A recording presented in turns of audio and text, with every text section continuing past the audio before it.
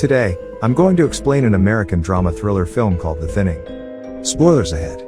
Watch out and take care.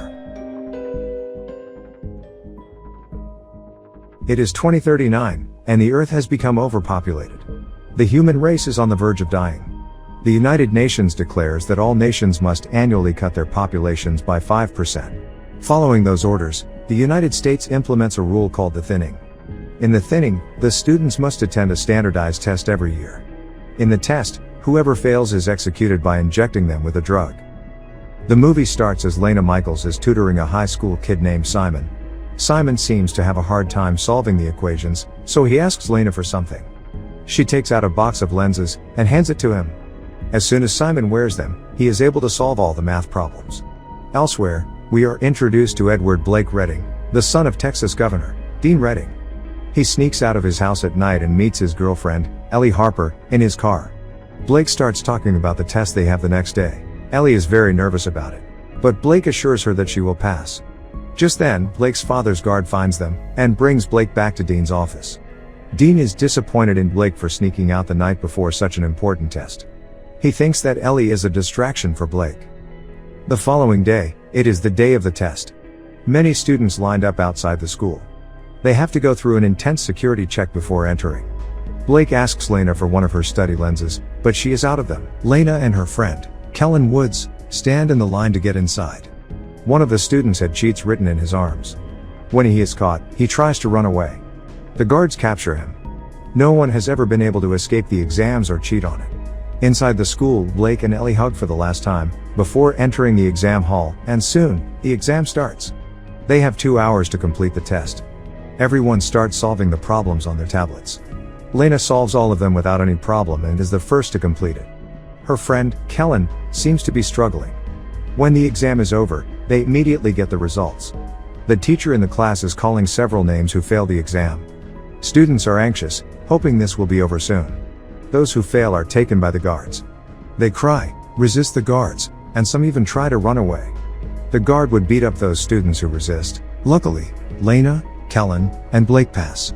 However, at the last moment, Blake's girlfriend, Ellie, is called by the teacher, so the guards take her away. He quickly calls his father and asks him to help Ellie. However, his father doesn't agree, saying that the law is the same for everyone. Frustrated, he runs to save her himself. He attacks the guards and asks Ellie to run away, but to no avail. No one would be able to escape. Blake keeps trying to help Ellie, but there is nothing else he could do. It is now a year later, and 24 hours before the thinning test starts. It is Lena's little sister Corinne's very first thinning test. The doorbell rings. It is Lena's teacher, Ms. Birch, who has been taking care of Lena and Corinne like her own children since their mother's death. She tries to calm Lena down, because tomorrow is Corinne's first test and Lena worries about her sister, but she assures them that everything will be fine. Meanwhile, Blake records a video in his room. He intends to write all wrong answers in the test to teach his father a lesson. Cut to the day of the test. Lena drops Corinne to her kindergarten. In Corinne's class, they are presented with a video animation showing the current state of the Earth, so all nations must annually cut their populations by 5%. Some countries implemented rules like allowing couples to have only one child, while others executed the older generation. In America, however, the government decided to keep only the smartest ones and execute the others. These children are no exception. The children's test then starts. Their teacher is saddened because some of the children are going to be executed. Thankfully, Corinne passes the test. Lena and Kellen enter the school for their test as well. The test starts and finishes in no time. Meanwhile, Governor Dean finds Blake's recording and is agitated. He calls the test manager, Mason King, and orders him to pass Blake regardless of his score. Mason switches his score with Lena, making Lena fail. The test results are in, but to everyone's surprise, Lena's name is called too. She has failed the test. Ms. Birch stops the guard as they take her, claiming that she is her best student and there must be something wrong with the system. However, the results are final and cannot be changed. She hands Lena a key card so she can unlock the doors and escape. Blake is surprised to not have failed. The students who pass arrive at a school party to celebrate their results. Elsewhere, Dean is giving a speech as the governor to declare his presidency for the President of the United States. He boasts about their education system. As a result of their system, they manage to be the best in education among 196 countries. The crime rate is decreasing by 26%. Blake listens to his father's speech while at the party, then sneaks out of it. He sneaks into the hallway and beats one of the guards. He then goes into the control room. Meanwhile, Lena and the students who have failed are taken into a room and put against a wall. They are forced to remove all of their clothing for decontamination. Then, Lena and the others are taken to a room where the guards are about to execute them by lethal injection. Suddenly, Blake cuts the electricity off, making the whole school go dark. Taking this chance, the students who are about to be executed free themselves and try to run away. But none of them succeeds, except for Lena. She uses the keycard her teacher had given her, and gets out of the room. Soon after, Mason comes to the room and asks for a head count. They find out that Lena is missing, and start looking for her. Blake finds Lana and helps her fighting one of the guards. While talking, they realize that something was done to Blake and Lena's results. They both enter into a vent and hide. They follow the network cables to go to the server room where they can look at the results through the computer. Meanwhile, the school is still in complete lockdown due to the power failure. The news gets outside and is being broadcasted all over the state. The parents outside are getting concerned. Governor Dean calls Mason to ask him about the situation. Meanwhile, the vents below Blake breaks, making him fall into the swimming pool below. Lena jumps after him. She brings him out of the water, but he is not breathing. Lena gives him CPR and somehow manages to save him. Blake and Lena change to some clothes they find in the pool's lockers. They then continue to go through the vents and reach the server room, but a guard stands in front of the door. Moreover, Lena's keycard falls down the vent in front of the guard. He doesn't notice the card, but now she has to get it back somehow. Her plan is to go to the science lab and join a string with a magnet to fish the key through the vent, so they head down to the lab to retrieve the equipment needed. However, in the lab, they make a slight noise causing the guard to approach the lab. They quickly try to escape. Lena manages to get back to the vents, but Blake is stuck hiding in the lab. Lena moves through it to fish the keys. She successfully manages to get it up halfway, when suddenly, a guard catches it. But it turns out that it is Blake disguising as the guard. He had beaten the guard and put his clothes on. Shortly, the guard the two of them had attacked earlier tells Mason about them. He reveals that Lena had a keycard with her. Mason gathers all the teachers together, suspecting that someone has given it to their students. When Ms. Birch is in the room with other teachers, she flirts with another teacher and manages to take his keycard. Mason continues checking the teachers for their keycards and ID cards. Birch saves herself by showing them the card.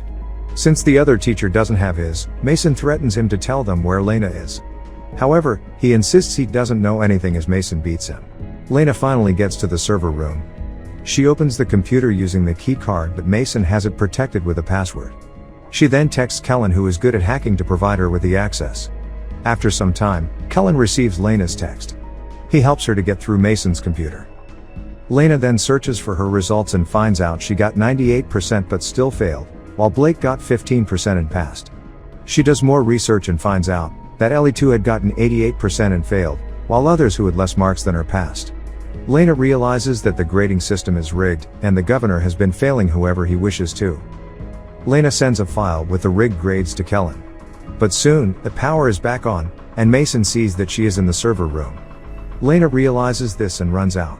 However, Mason catches her almost immediately. Blake, on the other hand, is still in disguise. He is with the students who have failed. He orders the guard to take them to the recreational hall with the other students. But the guard refuses, so they get into a fight. The guards restrain him and find out his identity. Just then, Kellen receives Lena's message and is surprised to see the rigged results. Kellen is friends with a news anchor, so he quickly emails it to the news channel. The reports broadcast the news showing the receipts of the altercation and then results. After the photos are leaked, the governor is called by his party head, who threatens to take his presidential candidacy back. Unwilling to let that happen, Dean Redding throws all the accusations at Mason and pretends that he is innocent. He tries to prove this, so he has no choice but to execute all of those who actually failed, including his own son, Blake. At the school, Mason and the guards take Lena to the thinning room to execute her and the others. Blake is there too. Mason calls Dean to ask him if they should proceed to execute the students. But Dean tells him to stop. He wants the students who have actually failed to be executed, including his own son. The guards free Lena and other students who have actually passed the test. Lena kisses Blake, but the guards take him and the rest who have failed. They execute them by injecting them with a drug. As the lockdown ends, Lena is reunited with her younger sister, Corinne, and Miss Birch. Cut to a few hours later, we see the bodies of the executed students being taken underground in an elevator. The students start to move, revealing that the drug they were injected to be a sleeping drug. They stop when they reach a factory-like place. It is filled with goods being produced by the tech company Ashuru Global. Many people work in the factory. Just then, Blake is surprised to notice that one of them is actually Ellie, his girlfriend. This indicates that the students who are supposed to be executed are actually brought underground to work as slaves for a multi-million company. This was all planned by the government as a strategy to get free labor.